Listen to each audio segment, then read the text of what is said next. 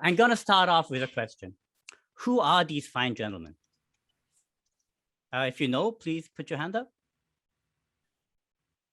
So this is amazing. This is the, back when I started giving this talk in 2018, I figured, okay, maybe not that many people recognize them, but that's BTS. That's the fan cam taken at Citi Field, October 6, 2018. They sold out the whole stadium. They had people like parked out in the parking lot because they wanted to get in early. The security guards there, the longtime security guards were saying, this is just like when the Beatles came to town, right? So it's the hottest boy band on the planet since 2018. They keep winning all the Billboard awards. In fact, they win all the big awards. Every album they release debuts at the top of the Billboard rankings, and they consistently go platinum around the world. And, several times now in their free time, they've addressed the UN about issues facing youth. So this is a huge, huge deal. And as you can see, they speak and sing in Korean, and their fans, even the non-Korean speaking ones, chant their names in Korean. Okay, so I'm going to talk about this. I'm also going to talk about a much less sexy, much less famous thing. And that is my paper. And this was just published in PNAS. And it too actually went viral. After it was published on the PNAS site last week, people on Twitter started tweeting about it. As of last night, there are about 1,500 tweets about this research, and potentially reaching around 3 to 4 million people. This has never happened to me before. But I'm going to argue that these two phenomena, K-pop global success of a new artist and the focusing of mass attention on a new paper, are quite related. And sadly, though, my overall message is not going to be as upbeat as these two successes. The overall takeaways are going to be quite somber. Okay, let's start with some received wisdom. We've been told that competition is bad for dominance, that dominants stay on top by excluding others. So social elites exclude others from their circles. Companies work to exclude competitors from their markets.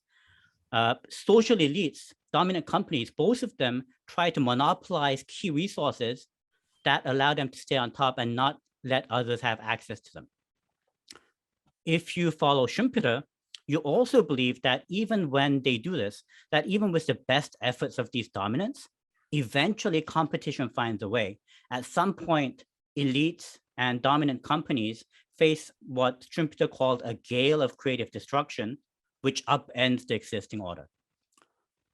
We've also been told that dominants benefit from being closely tied to each other and that everyone else suffers when this happens. So dominants collude to keep others out and to control resources. They develop this joint elite class consciousness that tends to make them favor other elites' interests over the interests of the masses. What I'll tell you today is that under certain conditions, which are becoming more and more widespread today, that the received wisdom just does not hold. Competition benefits dominance. It does so by entrenching them in their positions, making it harder for non-dominants to overtake them. And technologies for directing mass attention play a large role in this process. Now, point one is where I'm going to spend 80–90% of my time today, and I'll dive deep into how dominance and mass attention interact. If I have time, I'll talk a bit more about more recent research I have, which shows how dominance can actually benefit from fragmentation. We think that dominants, if they are united, they'll gang up into a cabal, which just advances their own interest. I think actually when dominants are fragmented, they get more of their interest furthered. And this is about how we structure power. It's a systems property. It's not an elite's property. It's about how we structure power with the iron law of oligarchy, with a few elites and many more other people who are not. These 2 points, of course, beg the question of if all the existing approaches to curbing dominance don't work or are going to backfire, what can we do then to make a more equitable enterprise environment? Okay, let me start by saying that dominants are different. And for our purposes today, I define dominants as those actors controlling resources an order of magnitude higher than the competitors. So if you look at this stylized diagram, you see that one dot to the very right and bottom, which is a company with $100 billion in resources. And there's only one dominant here. And the vast majority of firms are not as large, they're not dominant. And so that's one characteristic about dominance. They're typically only one or a few. Second, in almost all empirical settings, the distribution of resources is highly skewed. So in this diagram, there's this one dominant with 100 billion, but then 10 firms with 10 billion each, 100 firms with 1 billion each, 1,000 firms with 100 million, and 10,000 firms with $10 million in assets. So the dominant firm here is sui generis. There's only one like it. Every other firm faces competition from above and also from below, but the dominant firm only faces competition from below. And if there's, say, a shock to the market, say even a large shock of around a $10 billion magnitude, that say where that dotted line is, the dominant is the only one that is less affected by this kind of shock or differently affected by the shock. Now here I've used the firm size and number of firms, but this kind of distribution could be about wealth and the number of people with that level of wealth. It could be about people and the number of Twitter followers. It could be about papers, scientific papers, and the number of citations. All of these types of very scalable resources could be put on that y-axis. So again, the very few dominants are different from the masses of non-dominants. They're above shocks. They're distinctive and exemplary. Everybody knows about them, thinks they're normal for the field. They're not crowded out by competition from above. Given that they're so different, it's not really surprising that they react differently to increased competition than non-dominants do. Let me belabor this point a little bit more. In fact, there are many reasons to think that dominants could benefit from increased competition. First, if you think about consumer side effects, if a lot of new competition enters a market, that could drive consumer to the dominant through choice processes. So think about when you're buying a mutual fund. If you're looking to buy a specific type of mutual fund and there are 10 mutual funds of that type, you'll spend time looking through those 10 prospectuses and choosing which one you want to buy, if it's a significant enough investment for you. But if there are 100 mutual funds in that space, you're not reading through those 100 prospectuses. You're going to choose a few of the largest, the most famous, and you're going to just choose from one of them. So having more competition drives money to the largest mutual fund, not to, and takes away from the smaller mutual funds. Second, when a mass of new competitors enters a market, the competitive intensity heightens for smaller firms much more than it does for dominance. The non-dominant firms' niches start to feel crowded. They start acting in defensive ways. They have to compete with these firms that are smaller and larger. And so what can happen is a hollowing of the middle. You end up then with a market with lots of small firms, one or two dominants, and then a no man's land in between, a DMZ where no firm can survive, because if it's in that middle, it gets attacked by the dominant, which has much better resources and efficiency, and also by these smaller companies, which have local ties and authenticity. Think about craft beer, for example. You can have globally owned craft beer labels now, like Lagunitas, which is owned by Heineken, 312, which is owned by AB InBev, and you have lots of hyper-local labels. But the middle in that market just does not do well because it gets attacked from both sides. And finally, large companies with lots of resources and diverse collective experiences often benefit when new competitors come in, because these new competitors bring new ideas, new ways of doing things, they try new things, and the dominants are the ones who are actually best placed to take this knowledge and apply it and use it to make money from this application. And if needed, they can go out and buy these promising upstarts. So these are all reasons to think that dominants will benefit from increased competitive entry. In contrast, mass competitive entry makes non-dominants suffer. First, for all the opposite of the reasons that I just talked about for dominance, but also because now everybody is competing more intensely, it becomes harder to grow quickly because you have to claw away consumers from more different competitors. If you're dominant, the question becomes, what's better? Do you want a lot of non-dominants all trying to take your place, each of which has a lower probability of succeeding? Or do you want only a few non-dominants all competing against you, each of which has a higher probability of succeeding? And so this is not a trivial question, but it turns out that under most conditions, dominants do better with the former. The effect of this decrease in growth rates for competitors washes out this effect of the increased number of competitors. And I have this study where I do this with analytical equations to show that this is true in most settings. So what's happening is that you might think you have all these new competitors and they might be smaller and their growth rates might be less likely to be high, but because you have all these new competitors, the probability that one of them comes up with this groundbreaking idea that's going to trigger the scale of creative destruction, that's going to topple market paradigms, that's going to make the dominant obsolete, goes higher. So the dominant might do better if it keeps other firms, these smaller firms out of its market. On the other hand, you might think, no, actually, even if you have a lot of these firms and they're trying to do this, because they interfere with each other, the smaller firms compete with each other more intensely than they do with the dominant, the overall effect should be that lots of new competitors is good for the dominant. And then I test those that analytical model with a simulation model or several simulation models, asking what happens in this kind of situation where consumers are choosing between different competitors, large and small, and how that affects growth rates. And you get the result that's shown here is that the more competitors you have, actually, the longer the dominant stays on top, the longer its expected reign. And is that because all this competition, they weaken each other rather than dominance? Exactly. They weaken everybody, but because the dominant is already up there, what's happening is that movement across orders of magnitude is dampened for everybody.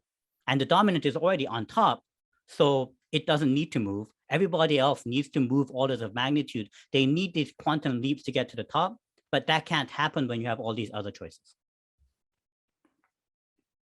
Got it. Thank you. All right.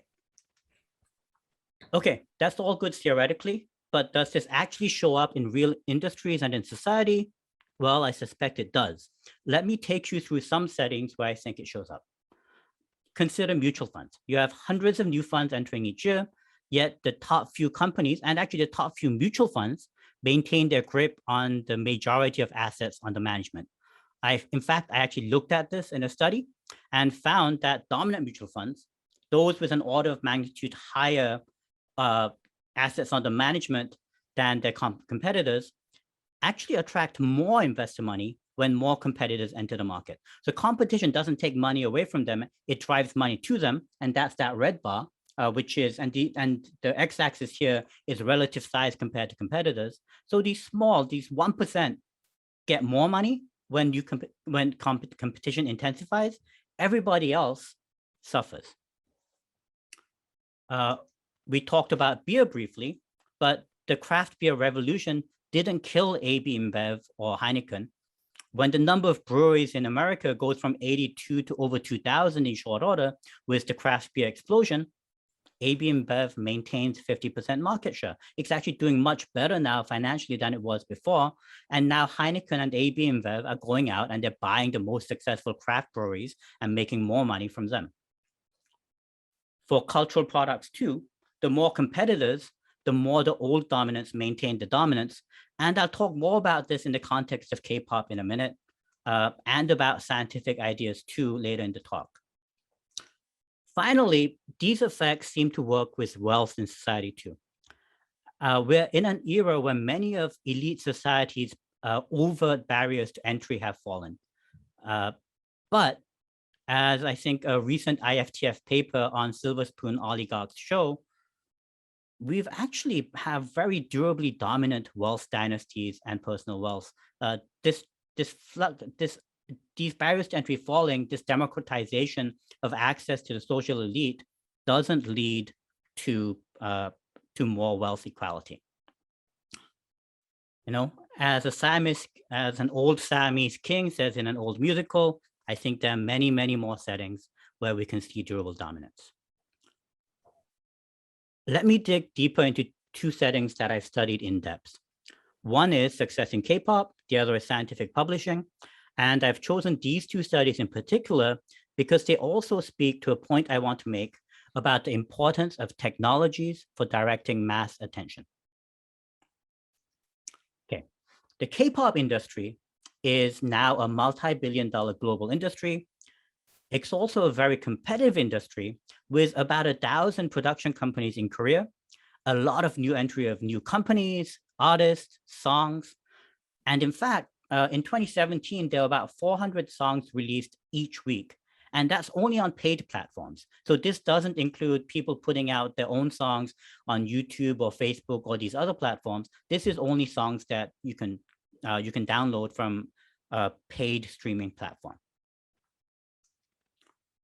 With so many different choices each week, it should be really hard to predict which songs or new artists will succeed. We should be seeing viral, unpredictable dynamics where one song takes off for no reason and another song does the same, but that's not what we see. This graph shows outcomes for big three artists. That's artists from SM Entertainment, YG Entertainment, and JYP Entertainment. And those are the blue bars. And you see that more than 50%, that's the left axis, reached #1 on the Melon ranking chart. Melon is the predominant streaming service in Korea with about 60% market share. And about 70% of big three artists reached those top 3 spots. In fact, all big three artists that ever debuted charted on this chart at some point in time. By contrast, most non-big three acts never ever make this top 100 chart, and only about 0.3%, that's the right axis and those gray dots, ever take that #1 spot on the rankings. So think about that. About over 50%, maybe 70% to reach the top 3 spots versus less than 1%, 0.3% to reach that top spot. And we're trying to figure out the difference here. How is it that in this viral, what should be a viral, unpredictable, and is a very competitive market, what do the big three do? Why do the big three do this while others can't? Or more generally speaking, how do you go into an ultra competitive viral world like ours today and reliably and repeatedly direct mass attention to new targets of your choosing? How do you do that? To get at this question, we gathered a lot of data. We downloaded historical Melon ranking data, all metadata on all published Korean songs and artists. We read through thousands of articles and internet posts and tens of books. We conducted over 100 interviews.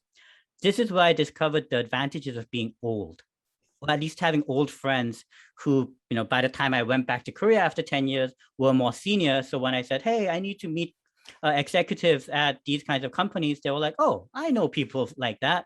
And they introduced me and I would get meetings really quickly. So, it is not too bad to have that. Okay, so the question is, how do these big three acts start at the top of the charts? And the answer is that they don't climb their way up. They bump their new artists' releases up to #1 at launch. This is similar, if you think about it, to seeding sales for the New York Times or Amazon bestseller list, where you have somebody buy some books in the right places so that it goes to the top of the list, and other people start buying these books because they're on top of the list. Or people pledging their own money into Kickstarter projects to make that project list high on the rankings, so it comes out first in the search, and then other people pile on, and you get more money out of it that way.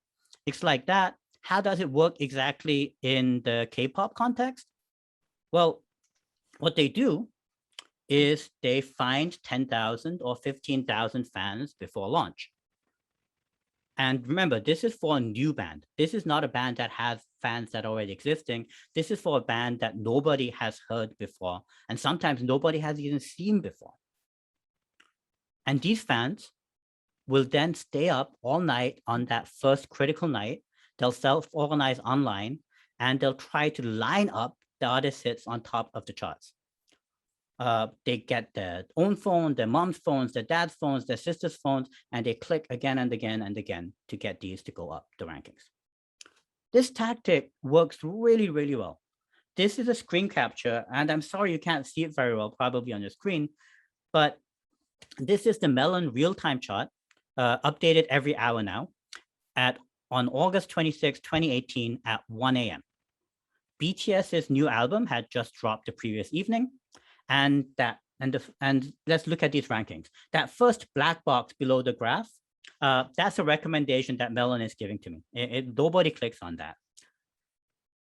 Numbers 1 to 9, except for number 6, are all songs from BTS's new album that had just been released a few hours before. Number 6 is the title song from BTS's previous single album.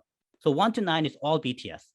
What's more fun is that if you search Twitter around this time, you can find BTS fans passing around screenshots like this to cheer each other on. And you also see playlists where they've said, hey, play these songs in this particular order.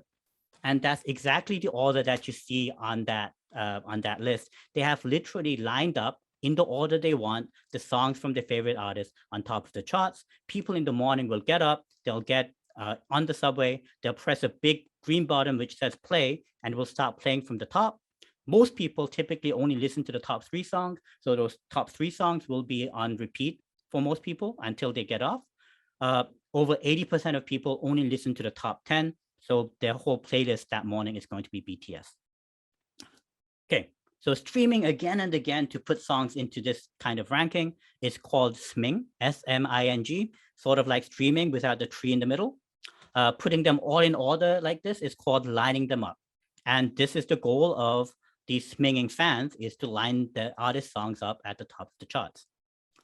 And Big 3 artists, new artists then for the Big 3, have these fans who SMING and line up their songs right as their debut album releases. What happens as a result is that these debut songs by new Big 3 artists don't chart like you or I think they should. They don't go into the middle of the charts and then float up or float down depending on how much people like them. In fact, these are unknown artists. Nobody's ever heard a song from them, but they debut at or very close to number 1. So panel A here is the 5 Big 3 debut releases during the period we looked at, and they all launch near the top of the charts in week 1 and then drift down over time. This pattern is just like what you'd see for, say, the artists in panel B. And these are releases by Big 3 acts who already have previous number 1 hits. These are established stars. You see the same pattern. They start at the top and they float down. Panel D is other famous artists, artists that are not Big 3 backed, but also have had previous number 1 hits. And you see that same kind of pattern. So it doesn't float up the charts. It starts at the top. You see the same pattern for previous artists with success. You don't see this pattern. And I don't know if I got there, but Koreans, because of this is a normal expected pattern for hit songs. People say that songs that launch on top and then fall down the charts, that's driving with the flow of traffic. It's the normal thing that happens. If you have a song that somehow launches off the charts or launches in the middle and gets to the top, that's a rare event. People call that driving against traffic. Okay, so this is previous artists with previous successes, Big 3 artists that are debuting. What about non-Big 3 debuts? Well, let's look at panel C. Panel C shows the same data for very successful non-Big 3 debuts. These are debuts that charted in the top 100 with their debut song. These artists are very high quality artists that later on went on to have number 1 hits. Now, this pattern looks much more like what UI would expect from a debut song from a new artist. They sometimes chart at the beginning, they sometimes don't. They float up sometimes because they're good songs from good artists, but sometimes they just fall straight off. Sometimes they don't chart at the beginning and only chart later after people discover the song, and then they stay on the charts maybe. So this is a very different pattern than what you see for Big 3 debuts or for previous success debuts, releases.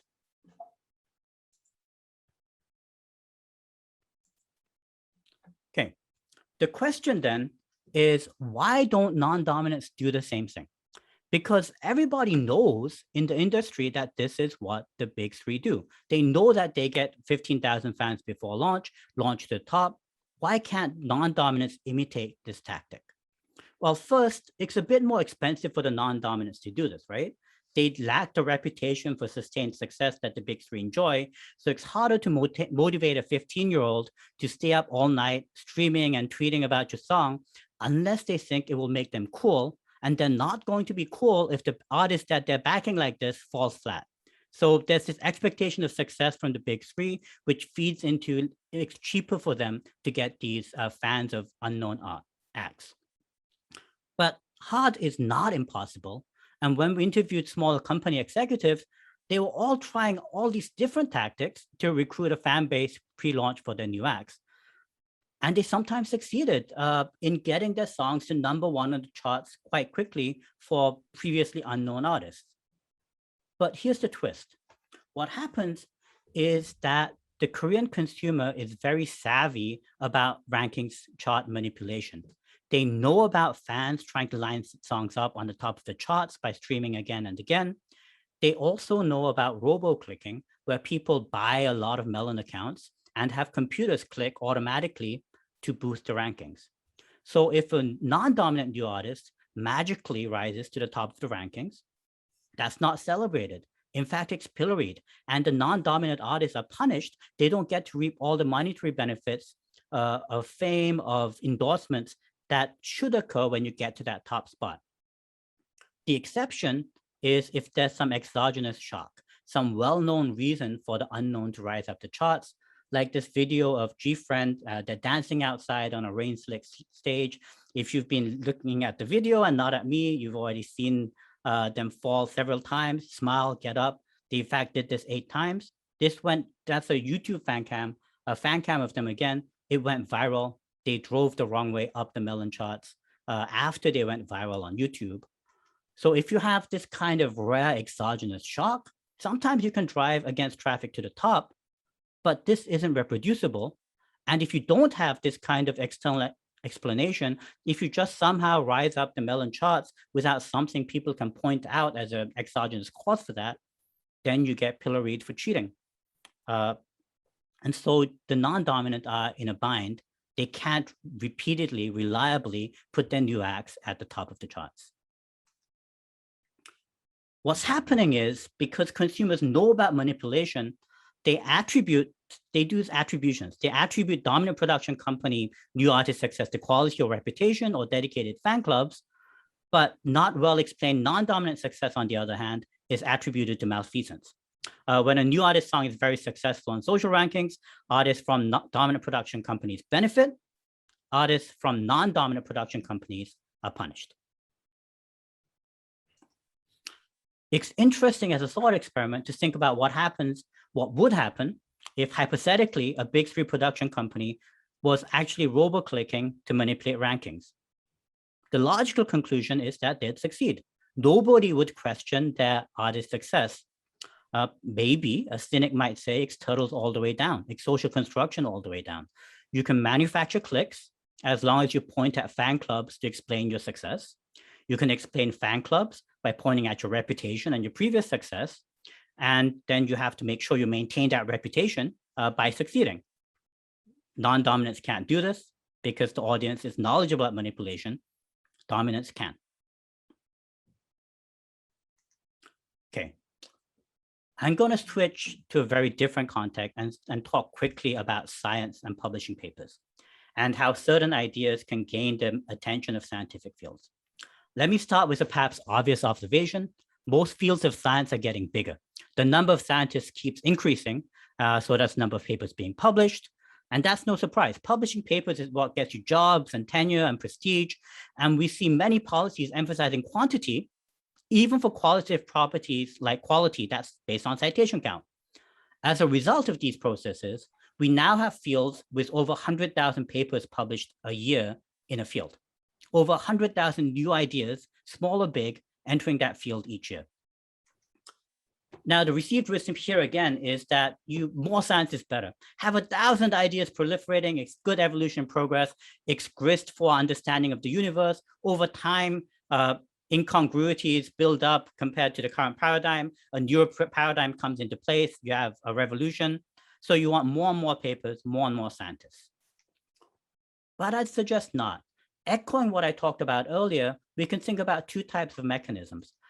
When you have a lot of papers competing for attention, you start to rely on heuristics to understand them and to classify papers with respect to existing work to make sense of them.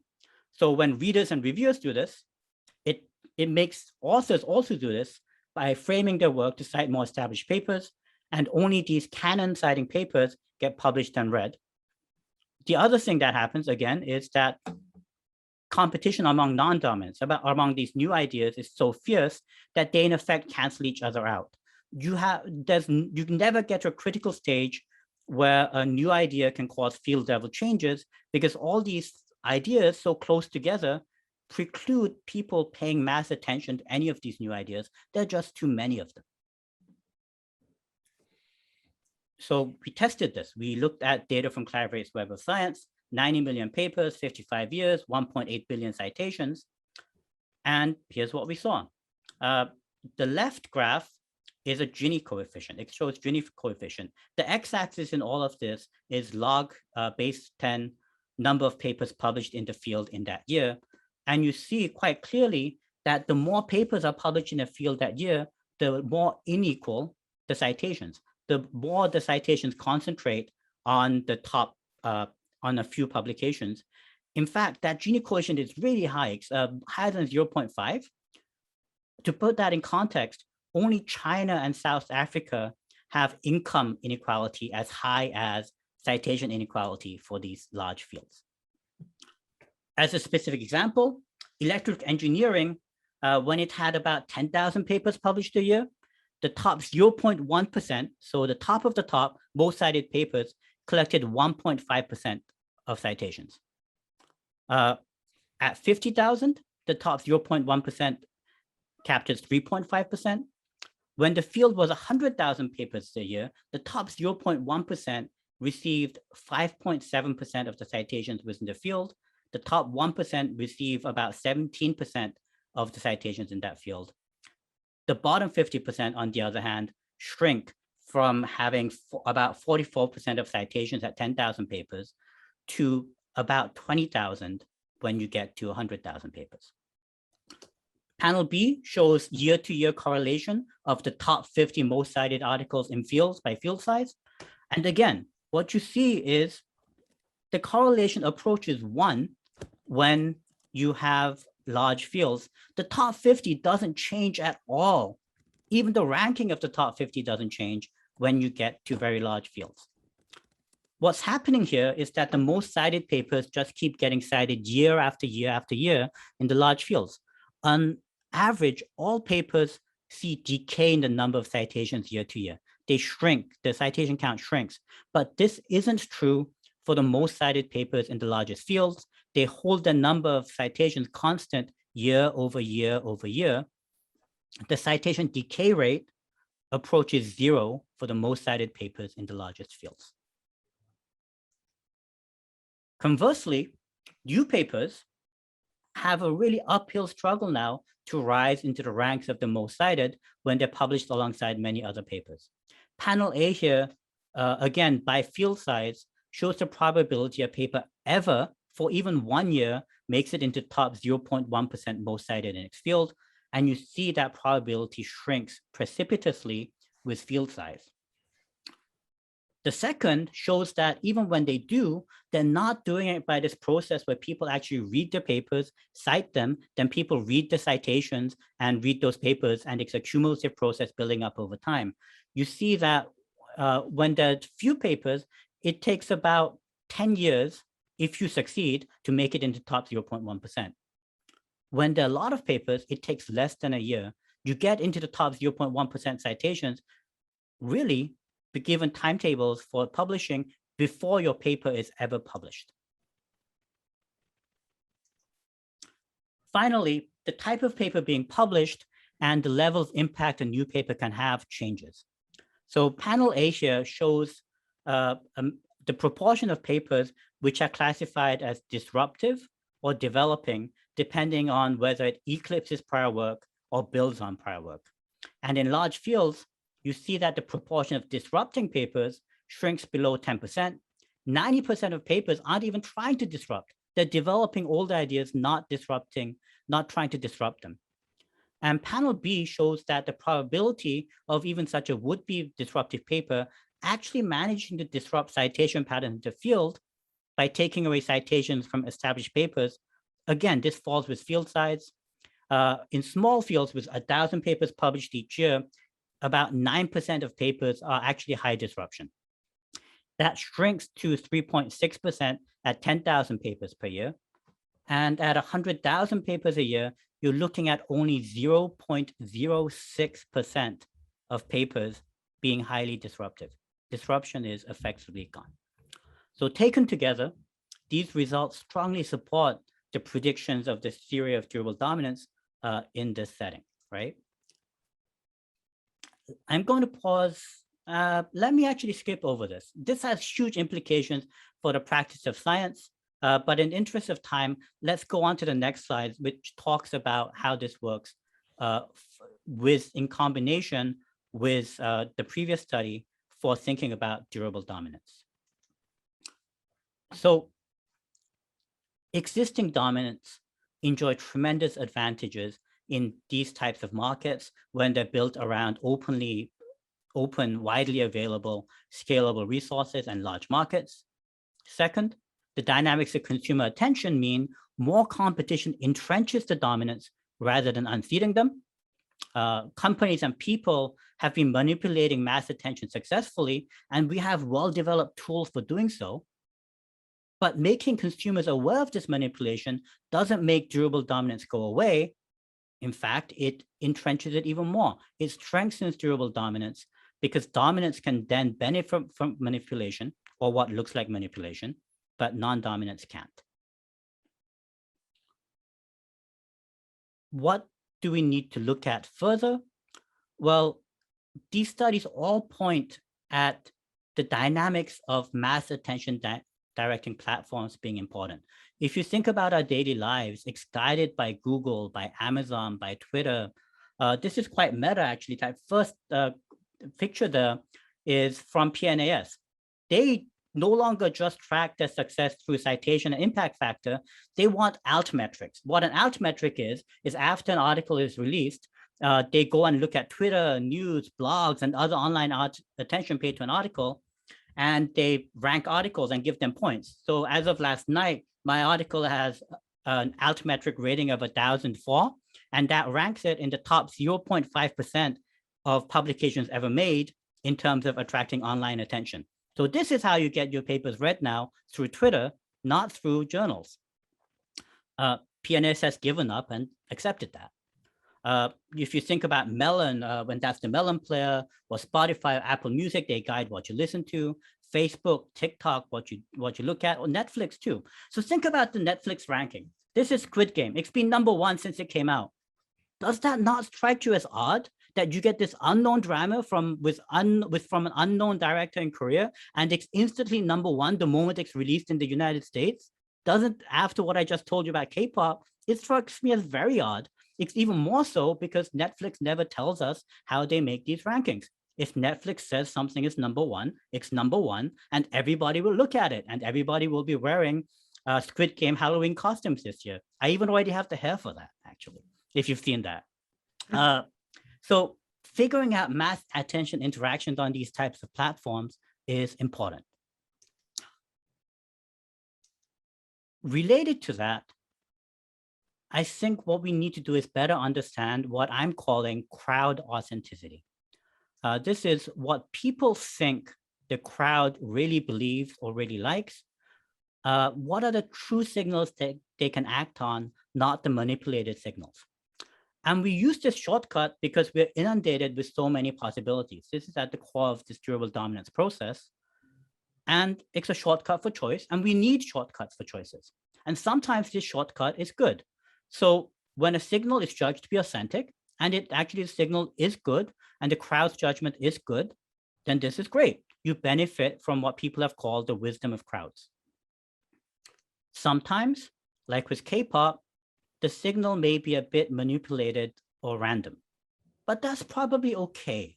You'll enjoy the music or the Squid Game show. It's all high quality, and you'll enjoy having this shared experience with other people around you or across the world where you can talk to them about this. I don't think this is too bad. There are problems with who gets to be on top, but as a consumer, it might not be too bad. But then sometimes the results of misjudging things before you follow crowd reactions and use being famous for being famous as a good proxy for competence are quite bad. You may end up with a very famous, very high attention, but very incompetent leader leading the free world, for example. Okay. Finally, and briefly, let me talk about what measures we can take to help non-dominants thrive in this world of mass attention direction and durable dominance. There are two things people think about immediately. One is curbing dominance, so you restrict the resources one entity can control, you restrict platform reach or platform scale, but I think this is a hard pill to make others swallow. You're asking for a very fundamental change in what people in society desire and think is good. So it's a long-term fundamental change that's hard. And sometimes having a shared platform is really good for society. Again, I like being able to connect with people across the world when I talk about music, about K-pop, or about Korean dramas. So maybe another response is to go out and let's separate the dominants from each other so they can't collude and they can't gang up on the rest of us in the elite secret cabals. But I want to caution you about this too. I don't think it always leads to the results that you want. And let me show you some data for this assertion. Let's think about whether we, the masses, would prefer fragmented or connected elite.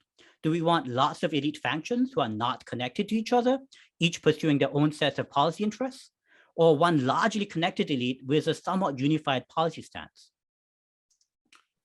It turns out that when the elite is connected densely amongst themselves, that forces all these elite individuals, each of whom may be crazy, to moderate their stances. They become more politically centric and want to invest in more centric initiatives that further class-wide, elite-wide initiatives to keep the system stable.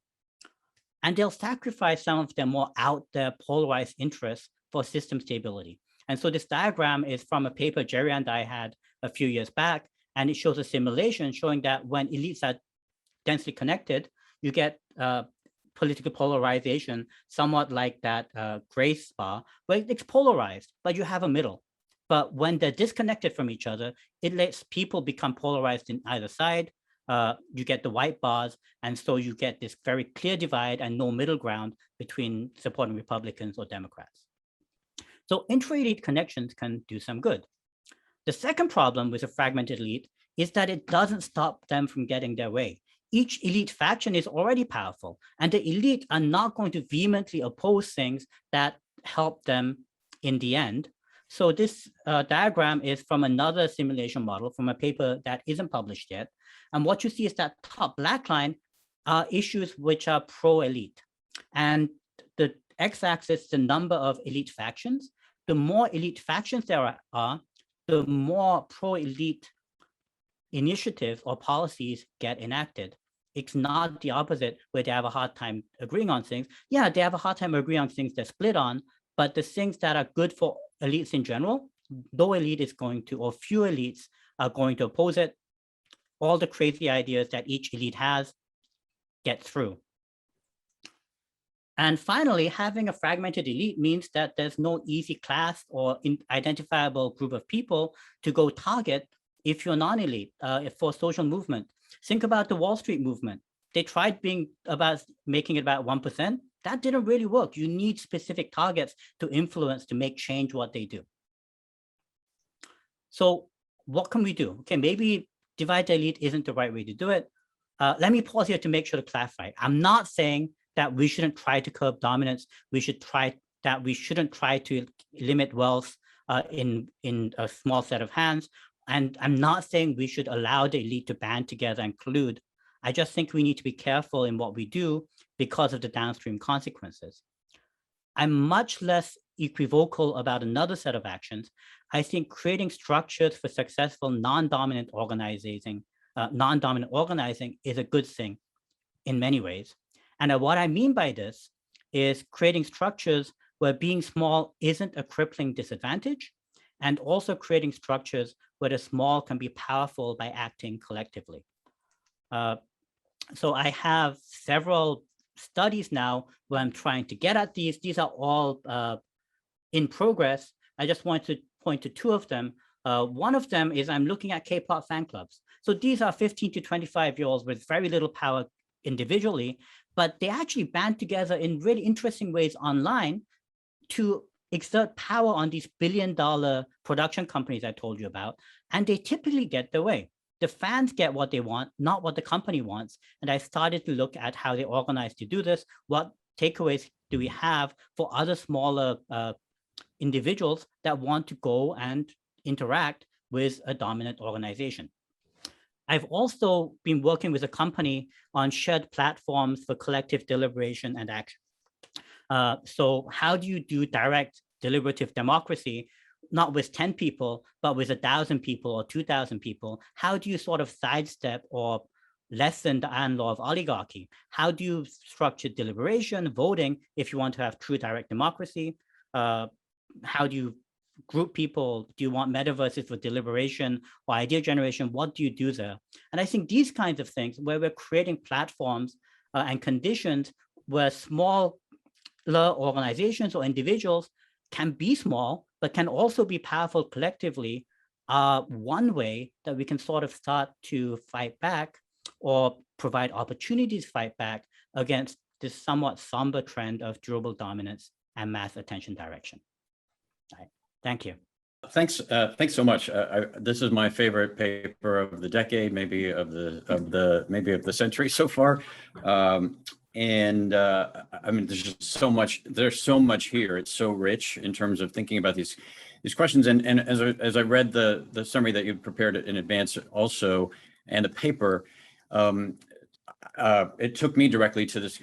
I think it's something we often take for granted about democratization itself. And I think you made the point that democratization, more broad-based, egalitarian mass participation, is not itself. It is not as straightforward as we often assume. Mm-hmm. That that many of us, when we critique the traditional economic models, we say, well, yeah, but people face transaction costs, they face search costs, they don't have perfect information and all that. And then when we turn to democratization, it's like we wave all that away. No, people have unlimited attention, and so last night, maybe I don't know how many K-pop songs hit, but last night, if you're a citizen, your school board just dropped 18 new policies. Your local air quality district just dropped 12. Your city council dropped 15. Congress dropped 12. There's so many public policies and opportunities for democratic engagement at any one moment that this notion about democratization and the role of attention, limited attention, and search and paradox of choice all become very much into play. So it wasn't one of your use case examples at the beginning of your presentation, but then you kind of came back to it at the end when you were describing what you're doing with some of the platforms for mediating deliberation and that sort of thing. But I'm curious how much you've connected this whole framing around the consumer side to the citizenship, civic engagement side of the equation as well. Mm-hmm. I agree. I think you got exactly what I was trying to say there. What's happened is that in markets across the world now, transaction costs are trending towards zero in many cases, and markets are global in many cases. So technology has gotten us to this stage where you're seeing these kinds of effects because of that.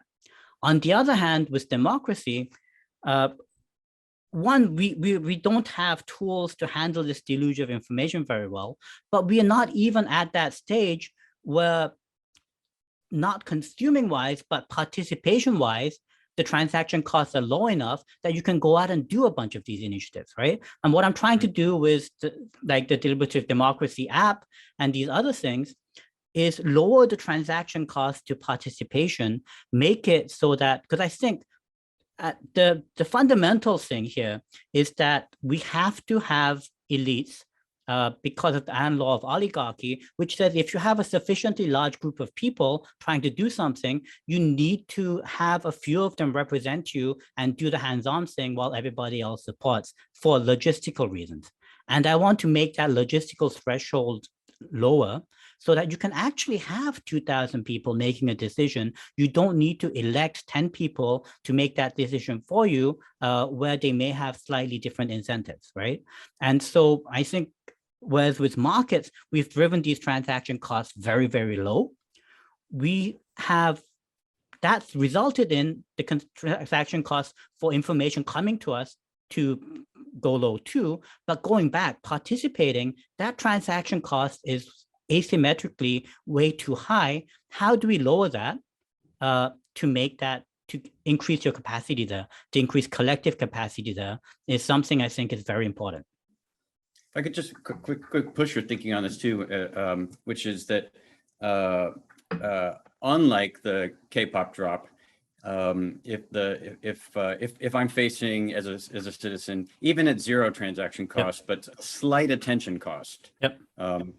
If I'm facing 400 pending governmental decisions that affect my life, and that's only a fraction of them. I can't pay attention to all of them, but all of them may affect me in a way that I don't listen to K-pop. So the rankings, it's a defined group of a subset of people that are influencing that, but it doesn't affect my life. But if I am paying attention to the local school board debating whether algebra is a requirement or not, but because I'm doing that, I'm not paying attention to the water district deciding whether to allow more lead in the water supply, or Congress deciding what to do about income taxes. That leaving it to 2,000 other people in a highly deliberative process isn't necessary, who are more interested in that than I am, but we're both affected. That it has implications for what we mean when we say democracy, in a way that it doesn't necessarily have that effect in the market when we're talking about products and goods. I totally agree with you. And so have you seen that? I think it's Pirate Party, and Kathy, remind me, they had a process where they basically delegated the votes to people who they considered experts, right? So it ended up some professor in Germany ended up like having most votes and had this power. So I don't know if you looked at those tools of kind of just outsourcing some of that to people who are trusted experts. So luckily, in the settings that we're looking at right now, which are with some municipal governments and with a blockchain, like a cryptocurrency company, making decisions about what they're going to do with cryptocurrency. We are lucky in the sense that we don't have, we're not looking at the whole gamut of issues. We have a defined set of issues. And then what we're doing is we're trying to make it so that 10,000 people can have a real debate. Because if you think about it, even with technology now, we could put 10,000 people on the Zoom call, we're not having a conversation, right? So how do you structure things like that is what I'm getting at. This isn't going to really tackle, with this initiative at least, the issue you're bringing up in terms of how do you then structure, then like delegate where you need, because no one person can attend to all these issues. Who do you trust? How does delegation work? We're not there yet. We're at a much lower level than that. Well, I'd love to learn more about the work you're doing with cities and potentially help as well. So great. All right. Thank you.